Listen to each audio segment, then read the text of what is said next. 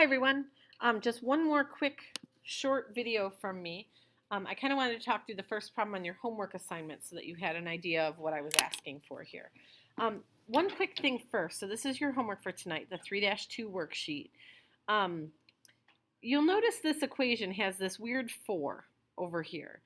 And if I were in class, I'd be asking you, where did that 4 come from? But I hope that you recognize that this 4 was originally over here with the y. And if you look at all of these equations, they moved it back around so that y was by itself, which is something we do in math quite a bit, okay? Now, if you're writing your answer, I don't care whether you write it like this or whether you leave the number over with the y.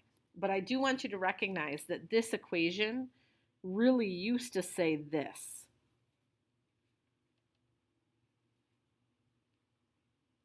Okay?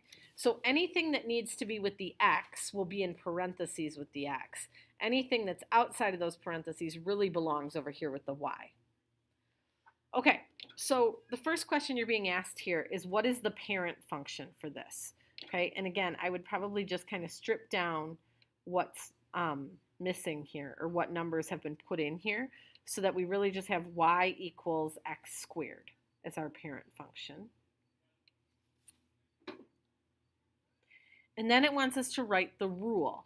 And I'm okay on here if you leave out that part where you do like the x, y, and then with the arrow, just because you don't have a lot of space here. So for my rule, remember it's opposite of what's here in the equation. So my rule would be x plus 3 and y plus 4.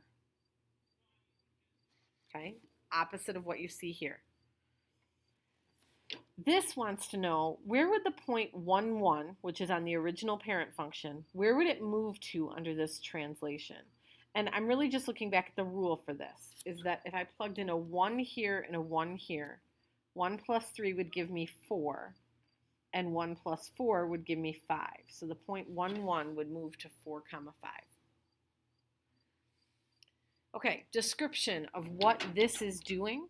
So x plus 3 would be moving me to the right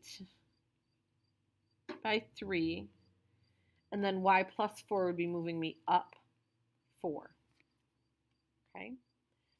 And then as far as a graph goes, you do have to know what this parent function looks like off the top of your head.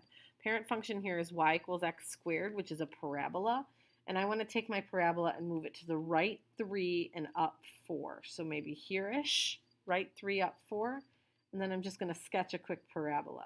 Really all I'm looking for here is, do you know where on the graph it should be located and what the original graph looks like?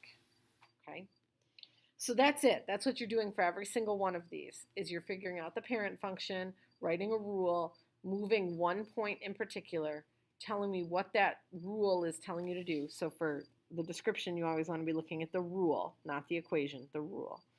And then draw your graph. Okay?